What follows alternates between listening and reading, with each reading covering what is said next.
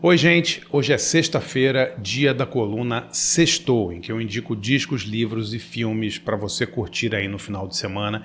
E hoje eu vou falar especificamente de um trecho muito legal de um livro novo que eu acabei de ler, que é a autobiografia do Al Pacino. Acabou de sair no Brasil, chama Sonny Boy. Se você curte esse tipo de conteúdo sobre cinema, música e livros, inscreva-se no canal, ative o sininho para receber as notificações.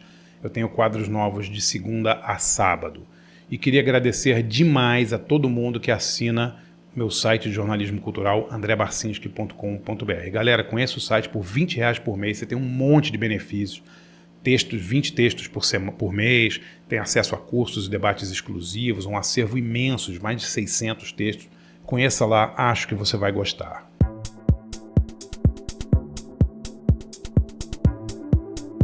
Hoje eu queria falar, galera, de um livro que acaba de sair no Brasil, simultaneamente à edição original americana, que é a autobiografia de Al Pacino. Chama Sonny Boy, acaba de sair. É um livro... Eu fiquei um pouquinho decepcionado com o livro, tenho que dizer. Assim, eu esperava mais histórias de bastidor sobre filmes, sobre diretores. Eu achei que ele concentra muito tempo no início da vida dele, né, ali no sul do Bronx, em Nova York. As histórias são muito legais, as histórias da infância e da adolescência. Ele teve uma infância super difícil, o pai abandonou a família, a mãe tinha graves problemas psicológicos, psiquiátricos, né? E o começo assim, é muito legal, a descoberta dele do teatro, de como ele fica... como ele usa o teatro e o palco como um antídoto ali para aquela vida chata e difícil que ele tem, né? De como ele percebe ali na adolescência dele que ele tem um talento para se metamorfosear, para se transformar em qualquer personagem. Essas partes são muito bonitas do livro. O início ali, quando ele vive meio na miséria ali, né? Ele trabalha de zelador num prédio, mora num cubículo, assim, vive dentro do prédio, num cubículo sem janela, só para poder pagar a aula de interpretação. Tem umas histórias muito legais do início da vida dele, do encontro dele, por exemplo, com o John Cazale, né? Eles se encontraram adolescentes, o John Cazale era um pouco mais velho e tal, depois eles fizeram o Poderoso Chefão juntos, né? O Al Pacino como Michael e o John Cazale como o irmão dele, o Fredo. Então tem histórias muito legais. Eu acho que o livro passa um pouco batido por alguns filmes muito, sabe, tem pouquíssima coisa, por exemplo, sobre o Scarface, né, do Brian De Palma, tem uma linha, uma meia página sobre o Carlitos Way também, do De Palma, que eu achei que, merecia mais espaço ali. E às vezes, né, galera, o artista, o biografado não é o melhor editor da própria vida dele, né? Às vezes o que é interessante para ele não é interessante para quem está lendo o livro. Então eu tenho sempre um pouco de um pé atrás, certo? Um pé atrás com autobiografia. Eu acho que se você quer conhecer realmente a vida de uma pessoa, leia uma biografia escrita por um biógrafo ou uma biógrafa profissionais. Não é porque eu sou biógrafo que eu estou falando isso, mas é que muitas autobiografias recentemente lançadas, elas têm uma edição que assim, privilegia só o que a pessoa quer contar, né? Então, às vezes, tem coisas que não são... digamos, que não daria muito orgulho no biografado, mas tem que estar lá, né? Faz parte da vida deles e tal. E o que é interessante para os leitores, muitas vezes, não é interessante para o biografado, para o autobiografado e vice-versa, né? Então, eu acho que ele passa um bom tempo do livro elogiando os amigos e as amigas, e os atores e tal, mas tudo de uma maneira meio superficial, quando eu queria ver um monte de história legal sobre os grandes filmes que ele fez. Agora, dito isso, eu tenho que admitir que algumas histórias do livro são muito, muito legais. E um filme que marcou demais a vida dele, do Al Pacino, não foi o primeiro longa que ele fez, mas foi o filme que o revelou, foi o Poderoso Chefão, claro, né, em que ele está espetacular no papel do Michael Corleone. As histórias sobre o Poderoso Chefão são muito conhecidas, né? O filme já foi objeto de um monte de documentários, tem livros escritos sobre o Poderoso Chefão, tem uma série de TV, né, The Offer, mas a perspectiva dele sobre o filme é muito interessante, é muito legal e mostra muito uma coisa que muita gente não sabe, né? Como foi difícil para ele, para o Marlon Brando, para o Francis Ford Coppola terminarem o Poderoso Chefão, né? Porque hoje todo mundo vê o Poderoso Chefão como um grande clássico, né? Um filme ali que é uma obra-prima, que está ali na história do cinema. Mas quando o filme estava sendo rodado, isso fica claro pelos livros e tal, mas é muito legal ver ler o Al Pacino contando, o estúdio, galera, não queria o Marlon Brando de Don Corleone, queria outros atores, né? Eles queriam o Robert Redford para fazer o Michael Corleone, né? O nosso amigo Francis Ford Coppola, hoje um gênio de cinema, um cara cultuadíssimo, na época ele era um novato, né? Para ele estar ali dirigindo um filme, aquele filme era areia demais para o caminhão do Coppola na época, isso tem que ficar bem claro, galera, não tô maluco, é verdade. Então assim, tinha uma tensão no ar de que qualquer um ali poderia ser tirado a qualquer momento. E a vítima favorita, digamos assim, do estúdio, o profissional que estava mais próximo de ser despedido no meio da filmagem era o Al Pacino.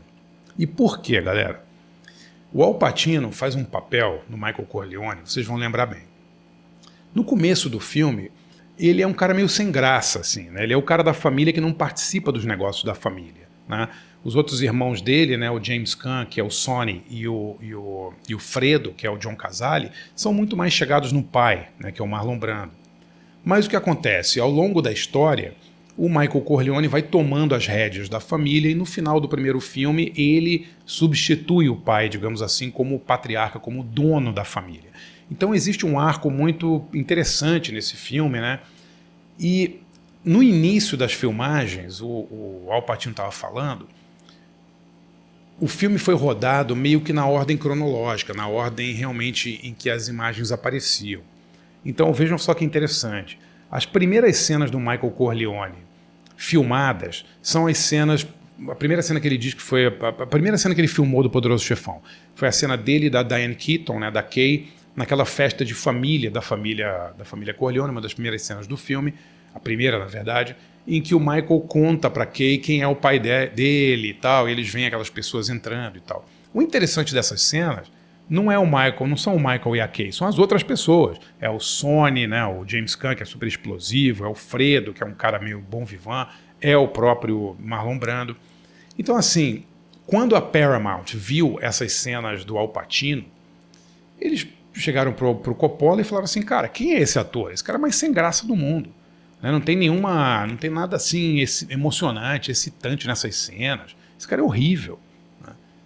E na verdade não era o Al Pacino que era horrível. Né? As cenas é que pediam que o personagem fosse mais humilde, que ele fosse um cara mais desinteressante até, porque ele vai se tornando interessante com o passar do tempo. E aí tem uma cena muito bonita no livro que o Al Pacino conta. Vou dar um spoilerzinho aqui, né, mas eu acho que vale a pena você ler o livro. Que o Coppola chama ele para um jantar, ele chega na casa do Coppola, onde o Coppola estava, não sei o quê, que o Coppola nem olha direito para a cara dele e fala, seu trabalho tá uma merda, assim, fala na lata.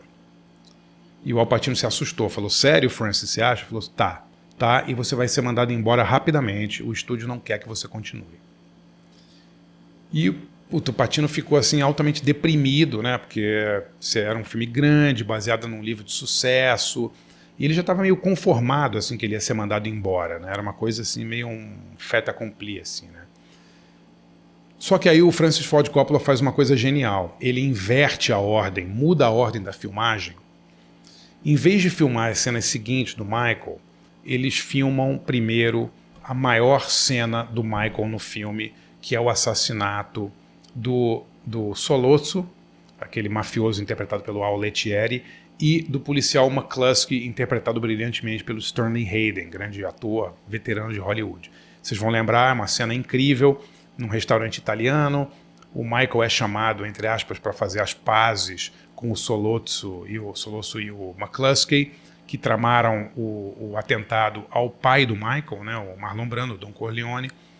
E aí a trupe lá da família Corleone arma uma emboscada para esses dois, escondem uma arma no banheiro do restaurante, e o Michael, que é, digamos, o fracote da família, né? O Michael era o cara que não era ligado à máfia, o Michael é o cara que não era o gangster, ele não queria ser isso, né? Ele tem que matar os dois caras a sangue frio ali naquele restaurante. É uma cena antológica do cinema, né? Uma cena que, assim, a fotografia, o uso dos efeitos sonoros, né? Quando eles fazem o barulho do trem, do metrô apitando alto na hora em que o Michael vai atirar, uma coisa maravilhosa. Bom, o que o Coppola fez? Ele fez essa cena antes, das outras, do que ele deveria mandar para o estúdio. Para quê? Para ele poder montar uma versão dessa cena e mostrar para a Paramount e falar assim, olha só, vocês estão enganados. Esse cara, ele vai crescer ao longo do filme, então deem uma chance a ele. E eles fizeram isso, eles filmaram essa cena e a descrição da filmagem da cena é muito comovente. Por que é comovente? Porque o Al Pacino conta como os atores mais antigos, né, mais experientes, o Al Lettieri, que faz o Solozzo, e o Sterling Hayden, que faz o McCluskey, como eles, sentindo a tensão no set e querendo dar uma força para eles, como eles o ajudaram na construção toda do drama daquela cena. Então é muito legal. O Pacino conta, inclusive, que ele estava tão nervoso filmando a cena, vocês vão lembrar, que ele atira nos dois, depois ele sai meio que correndo do restaurante, ele tem que entrar num carro que está em movimento. E que ele estava tão nervoso que quando ele foi entrar no carro, ele se estabacou no meio da rua e machucou a costela, ou um quadril e tal, e depois teve que ser substituído por um dublê. É bem engraçado assim, ele contando o nervosismo dele.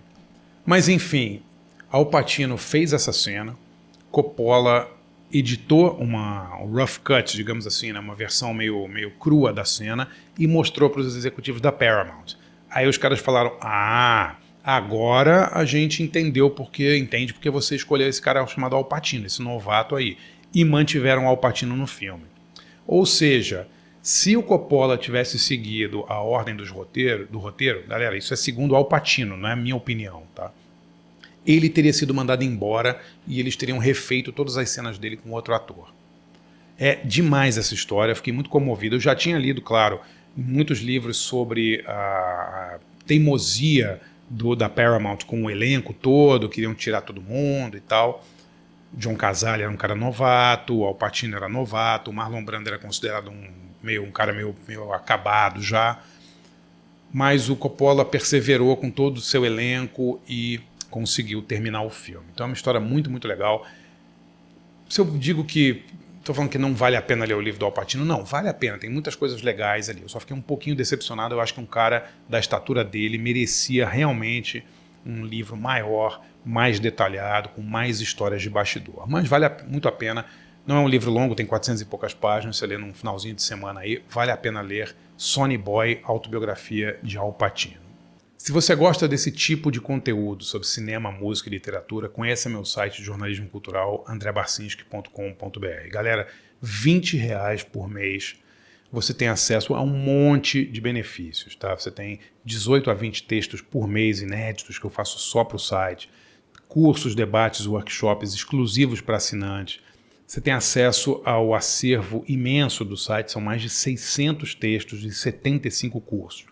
Conheça lá andrebarcinski.com.br, acho que você vai gostar.